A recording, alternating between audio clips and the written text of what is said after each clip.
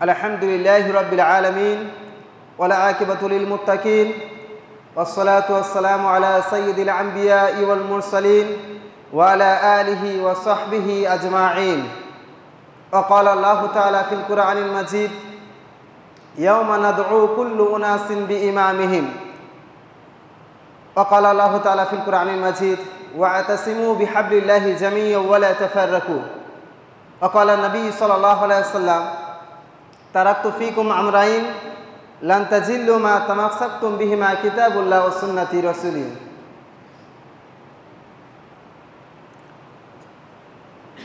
সমস্ত গুণগান, গুণকীর্তন, আরাধনা, উপাসনা, হামদ সানা সে আল্লাহ সুবহানাহু ওয়া তাআলা নিমিত্তে, যিনি আমাদেরকে বিভিন্ন কাজ থেকে বিরত রেখে আমাদের খুতবা শ্রবণের লক্ষ্যে, জুমা সালাতের লক্ষ্যে একত্রিত করেছেন। তাই আমরা আল্লাহ তাআলার শুকরিয়া জ্ঞাপনের লক্ষ্যে জানি আলহামদুলিল্লাহ। অতঃপর দরুদ ও সালাম বর্ষিত হোক প্রিয় নবী হযরত মুহাম্মদ সাল্লাল্লাহু আলাইহি সাল্লামের ওপর। তাই আমরা সংক্ষিপ্ত সারে দরুদ পাঠের লক্ষ্যে বলি আল্লাহুম্মা সাল্লি আলাইহি আল্লাহুম্মা বারিক আলাইহি। সম্মানিত মুসল্লিবৃন্দ, আমাদের দুনিয়াতে মূল উদ্দেশ্য আমাদের একটাই রয়েছে, প্রত্যেক ব্যক্তির উদ্দেশ্য এটাই যে আল্লাহ সুবহানাহু ওয়া তাআলা আমাকে যেন সফলকাম ব্যক্তি হিসাবে জান্নাতে প্রবেশ করতে পারি। আল্লাহ যেন আমাদেরকে সফলকাম ব্যক্তি হিসাবে নিযুক্ত করুক এবং তার মাধ্যমে আমি জান্নাতে প্রবেশ করি। এছাড়াও আমাদের প্রত্যেকের দুনিয়াতে অন্যতম উদ্দেশ্য যে আল্লাহ নবী সাল্লাল্লাহু আলাইহি সাল্লাম তিনি বর্ণনা করেছেন যে বানি ইসরায়েলের সম্প্রদায়রা ৭২ দলে বিভক্ত হয়েছে, আমার উম্মত ৭৩ দলে বিভক্ত হবে, প্রত্যেকে যাবে জাহান্নামে, একটি দল ছাড়া একটি দল কেবলমাত্র জান্নাতে প্রবেশ করবে। এবং সেইটা আমাদের আকাঙ্ক্ষা রয়েছে, ওই একটি দল যেটাকে বলা হয় ফিরকাতুন নাজিয়া, মুক্তিপ্রাপ্ত দল। আমাদের প্রত্যেকের একই আশা আকাঙ্ক্ষা থাকে দুনিয়াতে যেন আমরা ওই সফলকাম ব্যক্তি, ওই ফিরকায়ে নাজিয়ার মধ্যে আমরা অন্তর্ভুক্ত হতে পারি। সম্মানিত মুসল্লিবৃন্দ, ওটাকে লক্ষ্য রেখে আমার আজ যে বক্তব্যের বিষয় সেটি হলো ফিরকায়ে নাজিয়া বা মুক্তিপ্রাপ্ত দল ও তার পরিচিতি, অর্থাৎ কোরআন এবং সুন্নাহর আলোকে মুক্তিপ্রাপ্ত দল বা ফিরকায়ে নাজিয়া এবং তার পরিচিতি। যদি আমরা দেখি আল্লাহ নবী সাল্লাল্লাহু আলাইহি সাল্লাম একটা হাদিস বলছেন, ওয়ান আব্দুল্লাহ ইবনে মাসউদ রাদিয়াল্লাহু তাআলা আনহু, আব্দুল্লাহ ইবনে মাসউদ রাদিয়াল্লাহু তাআলা আনহু তিনি বলেন, খাত্তালানা রাসূলুল্লাহ সাল্লাল্লাহু আলাইহি ওয়াসাল্লাম খাত্তান, রাসূল সাল্লাল্লাহু আলাইহি ওয়াসাল্লাম আমাদের সামনে একটি দাড়ি টানলেন, দাঁত টানলেন, একটা দাড়ি টেনে দিলেন। কলা তিনি বলেছেন হাজা সাবিলুল্লাহ, এটা হলো আল্লাহ সুবহানাহু ওয়া তাআলার রাস্তা। সুম্মা খাত্তা খুতুতান, অথবা নবী সাল্লাল্লাহু আলাইহি ওয়াসাল্লাম আরো অনেকগুলি দাগ টানলেন, আন ইয়ামিনিহি ওয়া আন শিমালিহি, ডানে এবং বামে। ওয়াকালা, এবং নবী সাল্লাল্লাহু আলাইহি ওয়াসাল্লাম বলছেন হাদিহি সুবুলুন, এইগুলো হলো রাস্তা। ডানে বামে দাগ টানার পর বলছেন এইগুলো হলো রাস্তা। আলা কুল্লি সাবিলি মিনহা শাইতানুন ইয়াদউ ইলাইহি, প্রত্যেকটা পদে, প্রত্যেকটা দাগে একটা করে শয়তান রয়েছে, একটা করে শয়তান নেতা নিযুক্ত রয়েছে। ইয়াদউ ইলাইহি, তারা তার দিকে আহ্বান করে ডাকে। ওয়াকরা, এবং নবী সাল্লাল্লাহু আলাইহি ওয়াসাল্লাম পবিত্র কোরআনে একটা আয়াত তেলাওয়াত করলেন, ইন হাজা সিরাতুল মুস্তাকিমান ফাত্তাবিউ, এটাই হলো সিরাতুল মুস্তাকিমের রাস্তা, তোমরা তার অনুসরণ করো, সেই রাস্তাটা ফলো করো, অনুসরণ করো। যেই রাস্তাটা, যেই দাগটা নবী সাল্লাল্লাহু আলাইহি ওয়াসাল্লাম সর্বপ্রথম দাগ টানলেন, ওই দাগের বিষয়ে বলছেন। তারপর কি বলছেন, ওয়ালা তাত্তাবিউ সুবুলা, এবং অন্য পথ অবলম্বন করো না, অন্য রাস্তাকে তোমরা রাস্তা অবলম্বন করো না, রাস্তা ইতাআত করো না, অনুসরণ করো না। ফাতাফাররাকু বিকুম আন সাবিলিহি, তাহলে তোমরা বিপদগামী হবে, হক সিরাতুল মুস্তাকিম সৎ রাস্তা থেকে তোমরা বিপদগামী হবে। সম্মানিত মুসল্লিবৃন্দ, আমি এই দলিল থেকে একটা দলিল পেশ করতে চাই, একটা বিষয় স্পষ্ট করতে চাচ্ছি। আল্লাহ নবী সাল্লাল্লাহু আলাইহি ওয়াসাল্লাম একটা বিষয় বললেন যে একটা দাঁত টানার পর সেটা বললেন সিরাতুল মুস্তাকিম, বাদবাকি যতগুলো রাস্তা টানলেন প্রত্যেকে বলছে ইয়াদু ইলাইহি, ওখানে একটা শয়তান নিযুক্ত থাকে, ইয়াদু ইলাইহি, তারা তার দিকে আহ্বান করে ডাকে। এই হাদিসের আলোকে ফেরকায়ে নাজিয়া মুক্তিপ্রাপ্ত যেটা দল হবে সেটা একটা দল হবে, হকের পথে থাকবে। অনেকে এটাই মনে করে থাকে যে যতগুলো দল আছে এই দলগুলো হচ্ছে কি ইসলামের বৈচিত্র্য, ইসলামের সৌন্দর্য। প্রত্যেক ফেরকা হলো আল্লাহ তাআলার তরফ থেকে একটা রহমত। এই সমস্ত ভ্রান্ত কথা আমরা বলি না। কোরআন সুন্নাহ এইটা সমর্থন করে যে চারটি দল হকের ওপর রয়েছে, পাঁচটি দল হকের পথে রয়েছে। চারটি দলের যতগুলো শাখা প্রশাখা রয়েছে প্রত্যেকে একই হকের পথে রয়েছে। এটা হাদিস কোরআনের ভাষা নয়, এটা মুহাদ্দিসদের ভাষা নয়, এটা নবী সাল্লাল্লাহু আলাইহি ওয়াসাল্লামের কথা হতে পারে না। দ্বিতীয় নম্বর কথা হলো, ইসলাম ফেরকা সমর্থন করে না। ইসলাম চায় এক পথ অবলম্বন করা। ইসলাম চায় একটি গণ্ডির মধ্যে, একটি রাস্তার মধ্যে পথ অবলম্বন করা, সেটা হলো সিরাতুল মুস্তাকিম। ইসলাম একটি পথ দেখিয়েছে। ইসলাম চারটি শাখা বার করেনি, ইসলাম বহু শাখায় নিযুক্ত করেনি। কারণ এই বিষয়ে আল্লাহ সুবহানাহু ওয়া তাআলা তিনি বলছেন সূরাতুল ইমরান, আল্লাহ সুবহানাহু ওয়া তাআলা তিনি বলছেন, ওয়ালা তাকুনু কাল্লাযীনা তাফাররাকু ওয়াখতালাফু মিন বাদি মা জাআহুমুল বায়িনাত।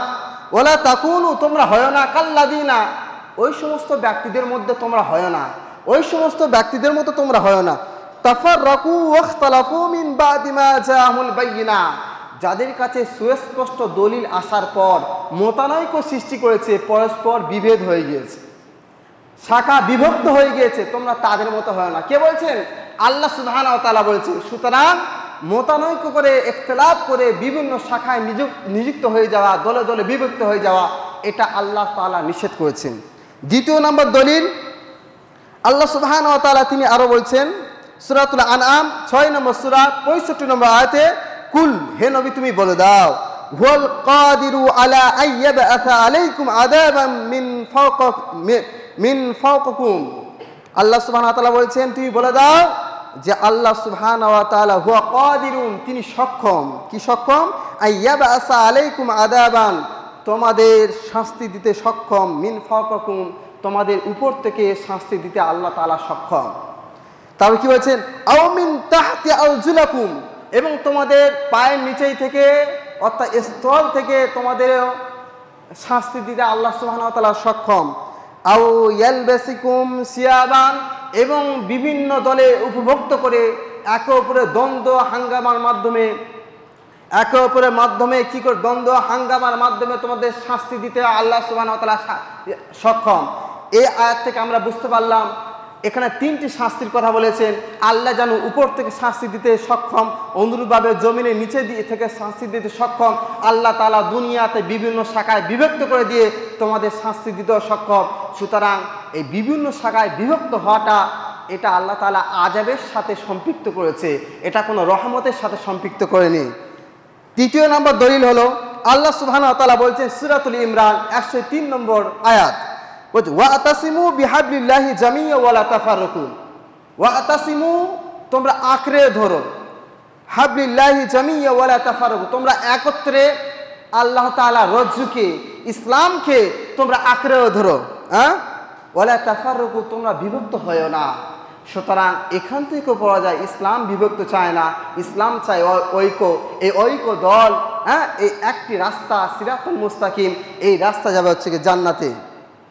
তারপর আল্লাহ সুবহানাহু ওয়া তাআলা আরো দলিল বলছেন,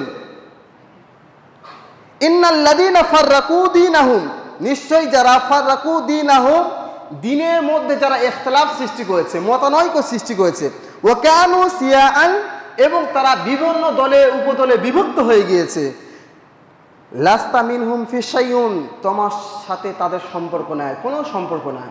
অর্থাৎ নবী সাল্লাল্লাহু আলাইহি ওয়াসাল্লামের সাথে তাদের কোনো সম্পর্ক থাকতে পারে না, তার সাথে কোনো সম্পর্ক না। সুতরাং যারা দলে দলে বিভক্ত হয়ে গিয়েছে আর এটাই দাবি করে সব দল হকের মধ্যে রয়েছে, এটা নবী সাল্লাল্লাহু আলাইহি ওয়াসাল্লামের কথা নয়, এটা আল্লাহ সুবহানাহু ওয়া তাআলার কথা হতে পারে না। প্রশ্ন আসছে, মুক্তিপ্রাপ্ত দল কারা?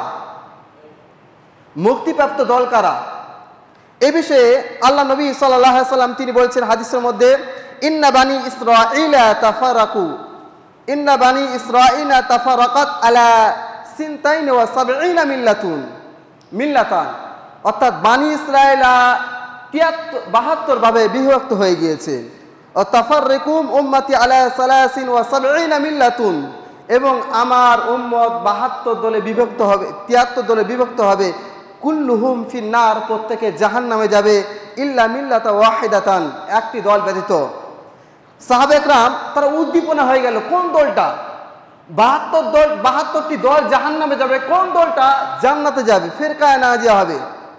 বলল ওয়ামান হিয়া ইয়া রাসূলুল্লাহ, ক্বালা মা ওয়ামান হিয়া ইয়া রাসূলুল্লাহ, ওই কোন দল যে দল জান্নাতে যাবে?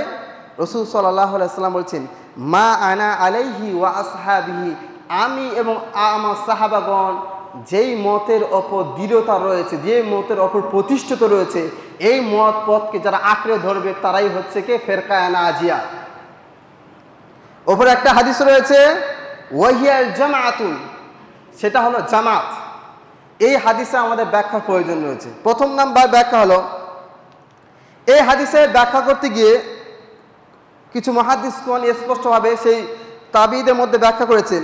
বলছেন মা আনা আলাইহি ওয়া আসহাবি মিনাল ইতিকাদি ওয়াল কওলি ওয়াল আমালি, যারা আকীদাগত ক্ষেত্রে, আমলগত ক্ষেত্রে এবং কথার দিক দিয়ে, সর্বদিক দিয়ে যারা রাসূল সাহাবায়ে কেরাম এবং আল্লাহ নবী সাল্লাল্লাহু আলাইহি সাল্লামের মতাদর্শকে আঁকড়ে ধরেছে, তারাই হবে ফিরকায়ে নাজিয়া। আকীদাগত ক্ষেত্রে, আমলগত দিক দিয়ে, সর্বদিক দিয়ে।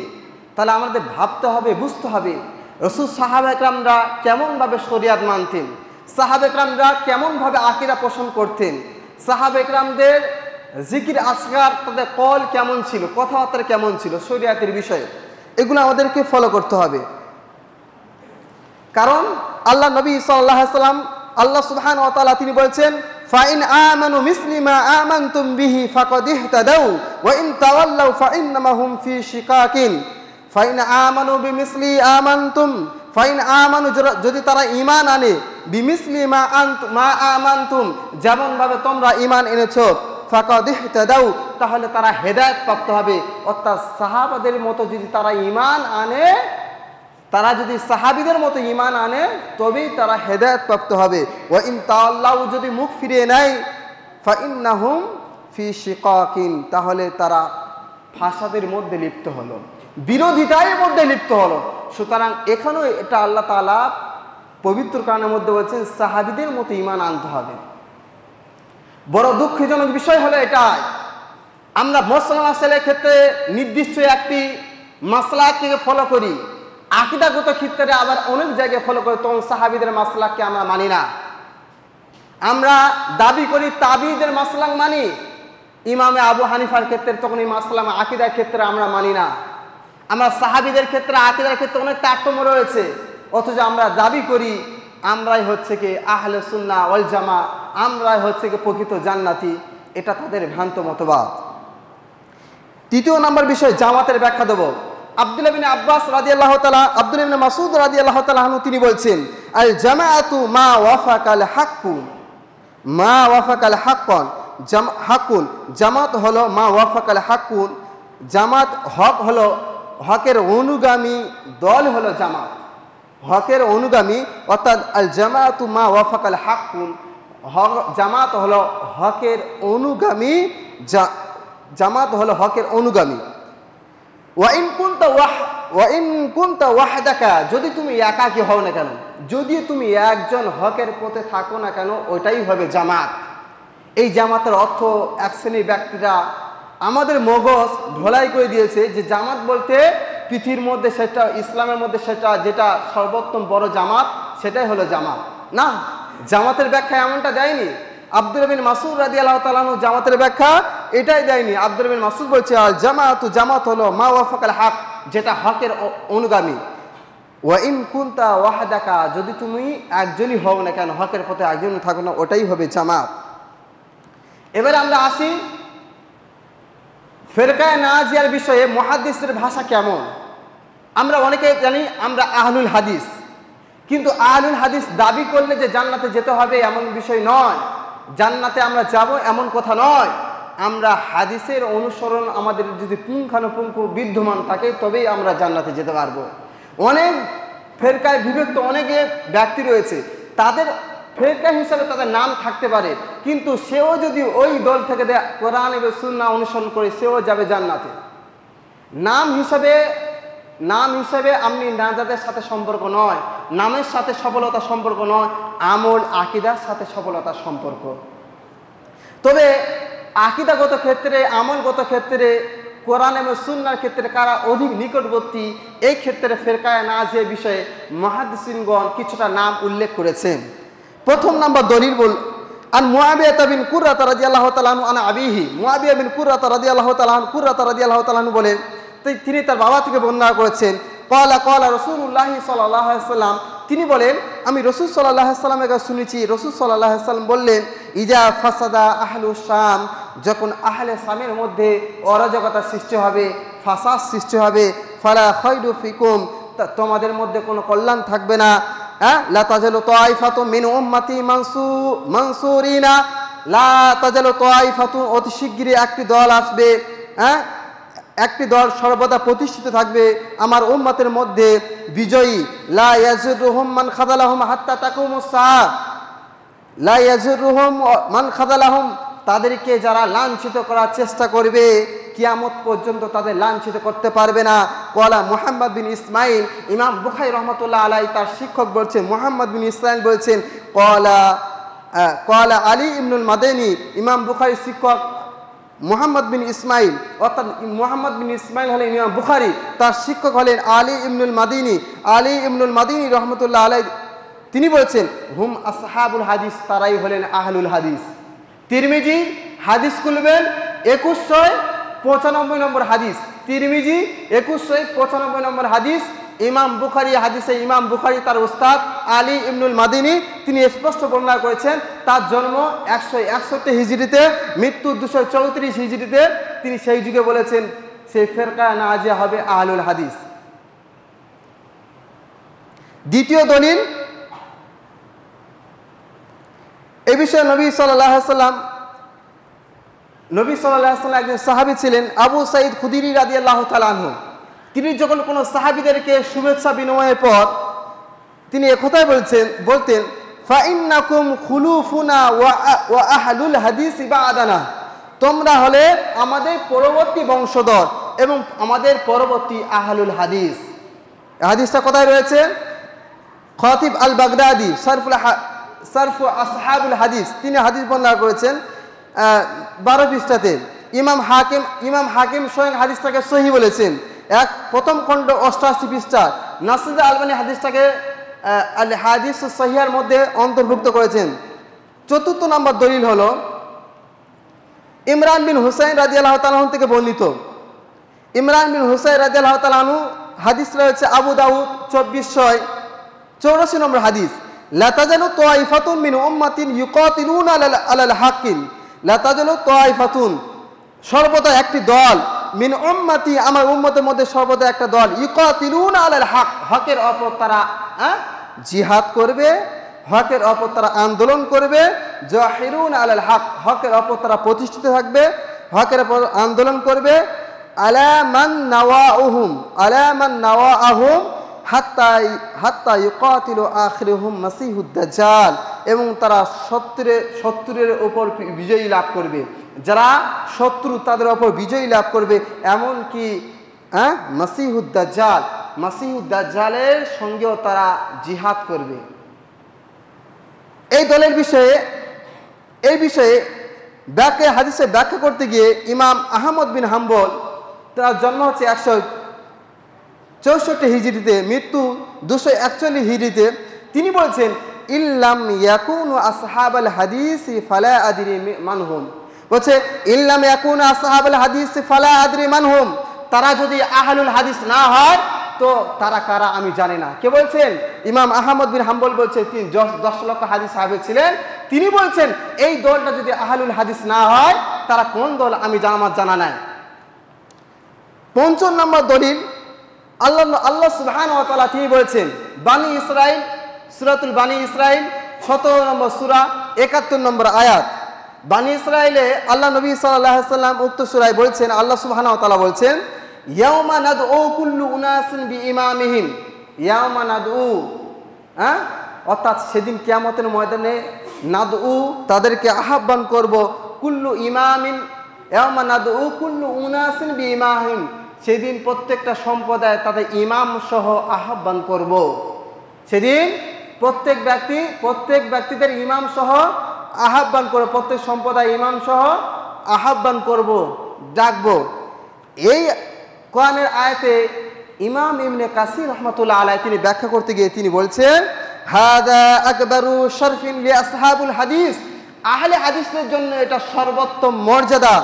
লিআন্না ইমামাহুম নবী সাল্লাল্লাহু আলাইহি সাল্লাম, কারণ তাদের ইমাম হলো স্বয়ং নবী মুহাম্মদ সাল্লাল্লাহু আলাইহি সাল্লাম। সুবহানাল্লাহ। কটা দলিল? 5টা দলিল পেলাম। কারণ ইমাম ইবনে কাসির রাহমাতুল্লাহ আলাইহি সেই যুগে বর্ণনা করেছেন। সুতরাং আমাদের মধ্যে একটা বিষয় আমরা স্পষ্ট, সেটা হলো এক শ্রেণীর ব্যক্তিরা একথাই বলে থাকে যে আহলে হাদিসরা হলো ইংরেজদের দালাল। আপনি এই সমস্ত কোরআনের আয়াতগুলিকে অস্বীকার করবেন, এই সমস্ত হাদিসগুলোকে অস্বীকার করবেন। সে আব্দুল্লাহ ইবনে ওমর রাদিয়াল্লাহু ইমাম আহমদ বিন হাম্বল থেকে বর্ণিত রয়েছে, আব্দুল্লাহ ইবনে মুবারক থেকে, ইমাম আশ-শাফি রাহমাতুল্লাহ আলাইহি তিনি আহলুল হাদিসের বিষয়ে বর্ণনা করেছে, ইমাম ইবনে কাসির রাহমাতুল্লাহ আলাইহি তিনি তিরমিজিতে একাধিক বর্ণনা এনেছেন, ইমাম বুখারী রাহমাতুল্লাহ আলাইহি তিনি তারিখুল কাবিরে একাধিক জায়গায় আহলুল হাদিসের বর্ণনা এনেছেন, ইমাম ইবনে হাজার আসকালানী রাহমাতুল্লাহ আলাইহি তিনি ফাতুল বারীতে একাধিক জায়গায় আহলুল হাদিসের বর্ণনা এনেছেন, ইমাম খতিব আল বাগদাদি তিনি তার গ্রন্থে একাধিক জায়গায় আহলুল হাদিসের বর্ণনা এনেছেন, ইমাম আশ-শাফি রাহমাতুল্লাহ আলাইহি তিনিও কিতাবুল রিসালাতের মধ্যে অনেক জায়গায় আহলুল হাদিসের বর্ণনা এনেছেন। তারা কি ইংরেজি দাওয়ানায় এসেছিলেন না তো পূর্বে, অনেক বছর পূর্বে? সুতরাং এই কথা ভ্রান্ত। আমরা আরো স্পষ্ট হয়ে যায় আহলে হাদিস বলতে কাদেরকে বোঝায়। আল্লাহ এ বিষয়ে আল্লাযী ইয়াত্তাবিউল কুরআন ওয়াস সুন্নাতাস সহিহা, আল্লাযী যারা ইয়াত্তাবিউল কুরআন ওয়াস সুন্নাতাস সহিহা, যারা কোরআন এবং সুন্নাহকে অনুসরণ করে, ফি নওয়াইল হায়াতি মিন গায়রি শুরুতিন, অর্থাৎ বিনা শর্তে সার্বিক জীবনে যারা কোরআন এবং বিশুদ্ধ হাদিস অনুসরণ করে তারাই হলো আহলুল হাদিস। জি, আরেকটা প্রশ্ন আসতে পারে, এই যে ফজিলতের বিষয়ে বর্ণনা পেয়েছি এগুলো মুহাদ্দিস, সাধারণ আম মানুষ নয়, মুহাদ্দিসের বিষয়ে বর্ণনা করেছে না। শুধুমাত্র মুহাদ্দিসরা আহলুল হাদিস নয়, যারা হাদিসের বিশারদ তারাও যেমন আহলুল হাদিস, এবং যারা তারা অনুসরণ করে তারাও হলো আহলুল হাদিস। কেন? কারণ এটা আমার ব্যক্তিগত কথা নয়। ইমাম আহমদ বিন হাম্বল তিনি অনেক বছর আগে তিনি একথা মন্তব্য করতে গিয়েছিলেন। তার ছেলে এই বিষয়ে প্রশ্ন করেছিলেন, তিনিও তার ছেলেকে উত্তর দিয়েছিলেন যে সাধারণ আম মানুষ, ইমাম আহমদ বিন হাম্বল তার ছেলেকেও বুঝিয়েছিলেন যে আহলুল হাদিস বলতে যারা হাদিস বিশারদ এবং যারা হাদিসের উপর আমল করে তারা আহলুল হাদিস। আর এই ধারণা পোষণ করত তার ছেলে, এমনকি তার ছেলে মুহাম্মদ। এমনকি ইমাম আহমদ বিন হাম্বল থেকে একটা রিওয়ায়াত রয়েছে, বলছে সাহিবুল হাদিস ইনদানামি মাইয়াস্তামি ইলাল হাদিসা, সাহিবুল হাদিস আহলুল হাদিস হলো তারাই, আমার নিকট আহলুল হাদিস হলো তারাই যারা হাদিসের ওপর আমল করে। কে বলছেন এই বিষয়ে? বলছেন এটা বলছেন ইমাম আহমদ বিন হাম্বল রহমতুল্লাহ আলাইহি। ইমাম ইবনে তাইমিয়া রহমতুল্লাহ আলাইহি এই বিষয়ে মত রয়েছে। সুতরাং আহলুল হাদিস বলতে শুধু মুহাদ্দিসে কিরাম নয়, আহলুল হাদিস যারা হাদিসে অনুসরণ করে তারাও আহলুল হাদিসের মধ্যে গণ্য। এরপর আমরা আসি মুহাদ্দিসিনদের দৃষ্টিতে আহলুল হাদিস। 6 নম্বর একটা দলিল পেশ করি। ইমাম আশ-শাবি রহমতুল্লাহ আলাইহি তিনি বিখ্যাত একজন তাবিঈ ছিলেন। জন্ম 22 হিজরিতে, মৃত্যু 104 হিজরিতে। তিনি সাহাবে কেরামকে জামাতকে আহলুল হাদিস হিসেবে চিনতেন। সাহাবে কেরাম জামাতকে কি বলে চিনতেন? আহলুল হাদিসকে চিনতেন। কেমন? বলছে লাবিস্তাকবালতু মিন আমরিন মাস্তাদবারতু মা হাদাসতু ইল্লা মা আজমা আলাইহিল হাদিসা। এখন সেই তিনি বলছেন এখন সে যেসব ঘটছে তা আগে জানলে মা হাদাসতু আমি হাদিস বর্ণনা করতাম না, ইল্লা মা আজমা আলাইহি আহলুল হাদিস যে সমস্ত বিষয়ে আহলুল হাদিসরা একমত হয়েছে, অর্থাৎ সাহাবে কেরামগণ একমত হয়েছে। সাহাবীদেরকে তিনি আহলুল হাদিস হিসেবে সম্বোধন করতেন। এটা রিওয়ায়াত করেছেন শামসুদ্দিন আয-যাহাবী রহমতুল্লাহ আলাইহি। তাজকিরাতুল হুফাজ প্রথম খণ্ড 83 পৃষ্ঠা। এবার আমরা আসি মুহাদ্দিসিন দৃষ্টিতে আহলুল হাদিসের ফিরকা নাজিয়া কোন দল।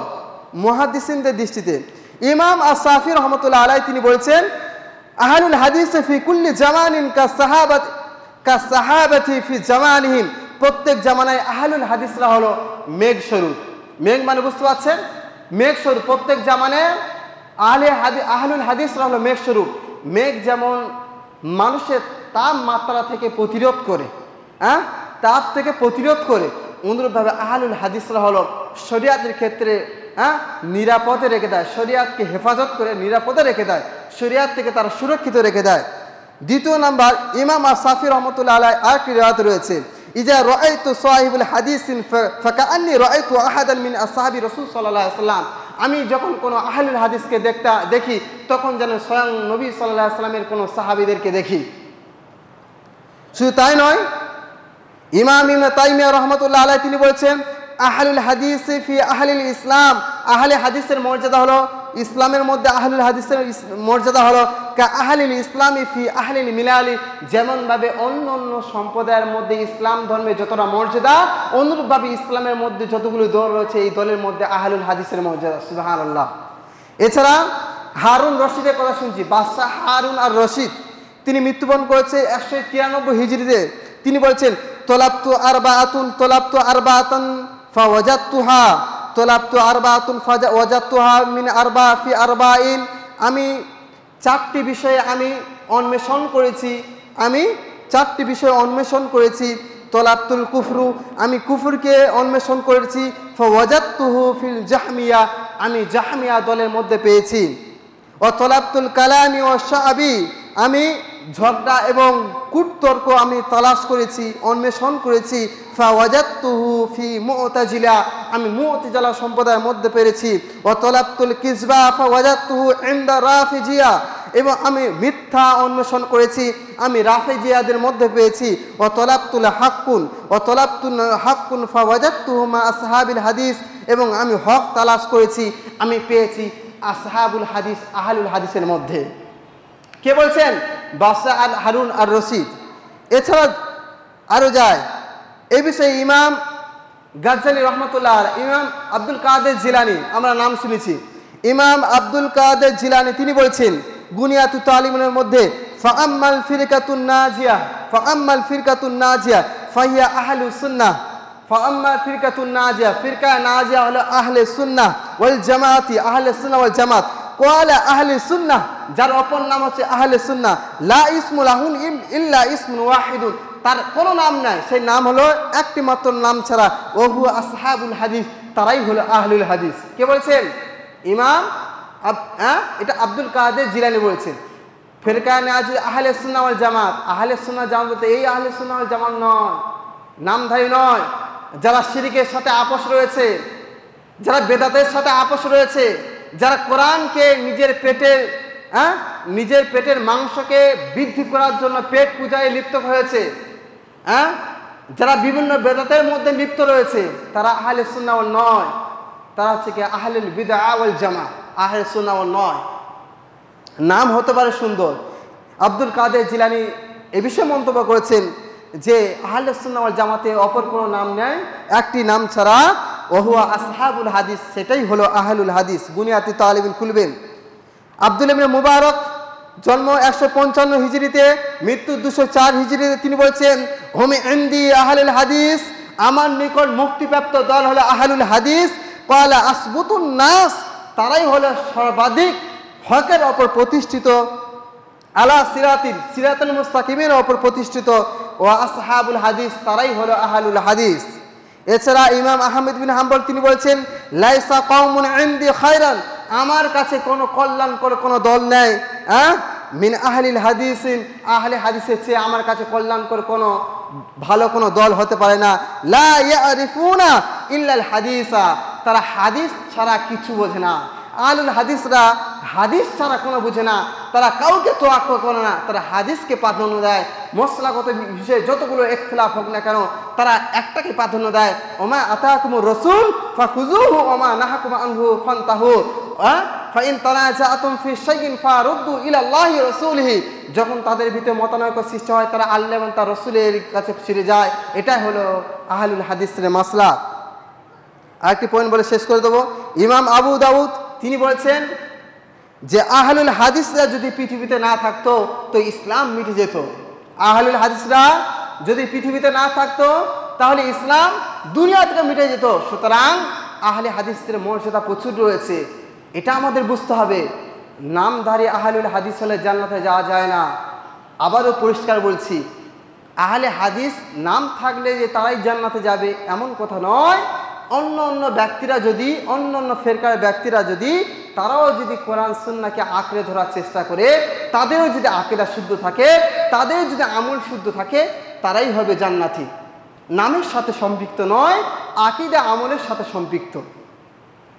সুতরাং আহলুল হাদিসদের ফেরকায় নাজিয়া পড়ার অন্যতম কারণ হলো আহলুল হাদিসরা তাদের পথ পদ্ধতি হলো স্বয়ং সাহাবায়ে কেরামদের পথ পদ্ধতি। এই আহলুল হাদিস এই দলটা তৈরি হয়েছে নবী যতদিন পর্যন্ত হাদিস এবং কোরআন সূচনা হয়েছে তখন থেকে আহলুল হাদিস দলটা তৈরি হয়েছে। তার আগে এটা ইংরেজদের আমলে তৈরি হয়নি। সুতরাং হাদিস কোরআন মানলে তবে হবে আপনি জান্নাতি, তবে হবে আপনি ফেরকায় নাজিয়া। এখান থেকে আমার বক্তব্য ইতি করছি। আল্লাহকে দয়া করে আল্লাহ আমরা প্রত্যেকে যেন কোরআন এবং সুন্নাহকে আঁকড়ে রেখে, নিজে আকীদাকে বিশুদ্ধ রেখে আমরা দুনিয়া থেকে বিদায় নিতে পারি। আল্লাহ তুমি সে তৌফিক দান করো, আল্লাহুম্মা আমিন। আল্লাহকে দয়া করে আল্লাহ আমরা কিয়ামতের আগে পর্যন্ত, আমরা মৃত্যুর আগে পর্যন্ত যেন কোরআন এবং সুন্নাহকে আঁকড়ে ধরে আকীদাকে শুদ্ধ রেখে দুনিয়া থেকে বিদায় নিতে পারি। আল্লাহ সুবহানাহু ওয়া তাআলার কাছে দোয়া করে আল্লাহ আমাদেরকে ফিরকায়ে নাজিয়া মুক্তিপ্রাপ্ত দলের মধ্যে অন্তর্ভুক্ত করে দেবেন। আল্লাহকে দয়া করে আল্লাহ আমরা ইমানি অবস্থায় কালিমা পাঠ করতে করতে যেন দুনিয়া থেকে বিদায় নিতে পারি। আল্লাহ তুমি সে তৌফিক দান করো, আল্লাহুম্মা আমিন। আল্লাহকে দয়া করি আল্লাহ আমাদের মধ্যে যারা ভ্রান্ত আকীদার মধ্যে নিমজ্জিত রয়েছেন আপনি তাদেরকে হেদায়েত প্রাপ্ত করুন, তাদের আকীদাকে শুদ্ধকরণের জন্য আপনি তাদেরকে হেদায়েত প্রাপ্ত করুন, আল্লাহুম্মা আমিন। আল্লাহুম্মা সাল্লি আলা মুহাম্মাদ ওয়া আলা আলি মুহাম্মাদ কামা সাল্লাইতা আলা ইব্রাহিম ওয়া আলা আলি ইব্রাহিম ইন্নাকা হামিদুম মাজিদ। আল্লাহুম্মা বারিক আলা মুহাম্মাদ ওয়া আলা আলি মুহাম্মাদ কামা বারাকতা আলা ইব্রাহিম ওয়া আলা আলি ইব্রাহিম ইন্নাকা হামিদুম মাজিদ। সুবহানাল্লাহি রাব্বিল ইজ্জাতি আম্মা ইয়াসিফুন ওয়া সালামুন আলাল মুরসালিন ওয়া আখিরু দাওয়ানা আলহামদুলিল্লাহি রাব্বিল আলামিন।